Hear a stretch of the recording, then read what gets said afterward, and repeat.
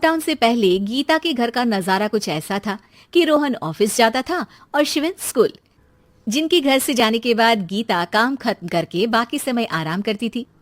लेकिन लॉकडाउन के बाद ऑफिस और स्कूल घर में ही खुल गए और इससे गीता का हाल वो तो आपको देखने में ही मजा आएगा। शिविन, ओ शिविन, महाराज उठने के लिए क्या 21 तोपों की सलामी लेंगे? अरे बिस्तर से बाहर निकल, ऑनलाइन क्लास स्टार्ट होने वाली है। अरे तुम भी हद करती हो, स्पीकर की तरह चिल्लाने की क्या जरूरत है? दिख नहीं रहा मेरी कॉन्फ्रेंस चल रही है।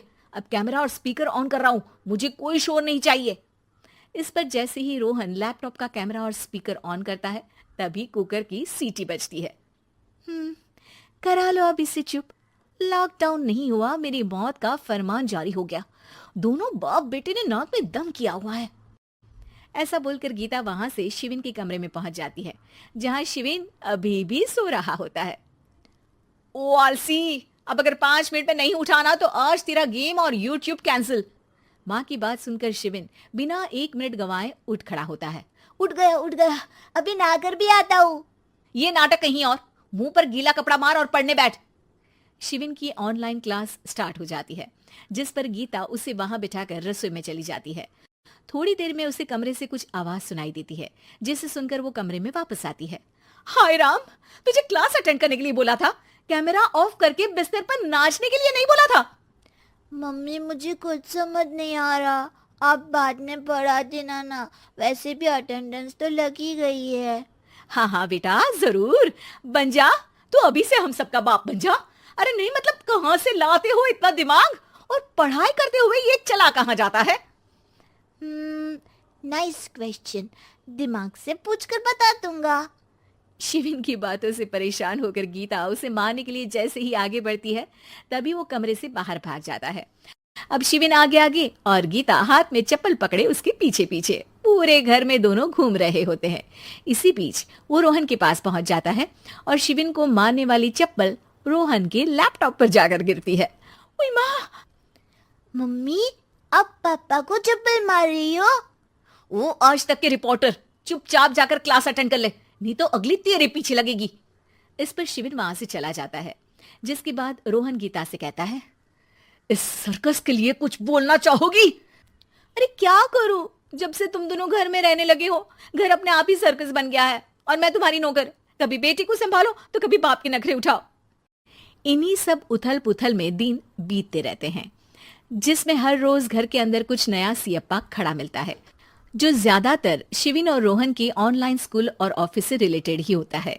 एक सुबह, शिविन चल उठ, आज की क्लास जल्दी है। कैमरा ऑफ करके आप अटेंड कर लो। अरे ऐसे छित्तर पड़ेंगे, दादी नानी सब एक साथ याद आ जाएंगी। गीता की लाख मशक्कतों के बाद क्लास तो खत्म हो जाती है, लेकिन उसके बाद शिविन फोन इस्तेमाल करते हुए इंस्टाग्राम रील बनाने लगता है। रसोड़े में कौन था? तुम थी, मैं थी, कौन था? हाँ, मैं गरीब हूँ। अरे ओ गरीब के बेटे, आजा, मैं बनाती हूँ तुझे गरीब। मैं बताती हूँ रसोड़े में कौन था। पढ़ाई करने बोलो तो इनकी माँ मर जाती है, और ये पागलपंतियां जितनी मर्जी करा लो। गीता शिविन को डांट रही होती है, तभी रोहन बीच में बोल पड़ता है। अरे बच्चा ही तो है, इतना गुस्सा क्यों कर रही हो? बेटे का साथ देने की इसी एक कोशिश में अब शिविन के साथ साथ रोहन भी गीता के गुस्से की सूली पर चढ़ जाता है।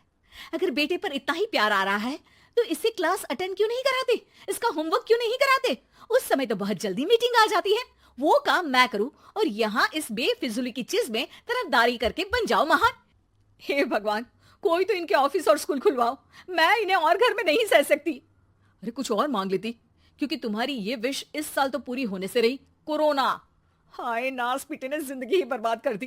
खाए कोई पचाए कोई, कल मुझे चुन चुन कर सबको मेरी बद्दुआ लगेगी। उन्होंने दुनिया का और इन बाप बेटे दोनों ने मेरा जीना मुश्किल कर दिया। गीता वहां से चली जाती है, जिसके बाद रोहन शिविन से कहता है, अरे तुम्हारी मम्मी इतनी भड़की हुई क्यों है? आपकी वजह से पूरा समय घर में रहते हो और उस पर कोई काम कराने की जगह बस ऑर्डर देते रहते हो। अच्छा बेटे, सारा इल्जाम मुझ पर, पूरा दिन तो वो तुम पर ही चिल्लाती है। हाँ, मतलब दोनों का 50-50 है, कुछ करना पड़ेगा।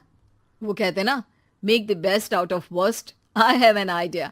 वैसे तुम्हारी माँ सही कहती है, बहुत जुबान चलाने लगे हो, कम बोला करो। अगली सुबह रोहन और शिविन अपनी गलती को सुधारने के लिए गीता के उठने से पहले घर का आधा काम खत्म कर देते हैं, जिसे देखकर गीता खुश हो जाती है और फिर बाकी बचा काम वो तीनों मिलकर पूरा कर लेते हैं। जिसके बाद अब वो सब मिल बांट कर हर काम में एक दूसरे की मदद करते हुए लॉकडाउन का मजा लेने लगते हैं।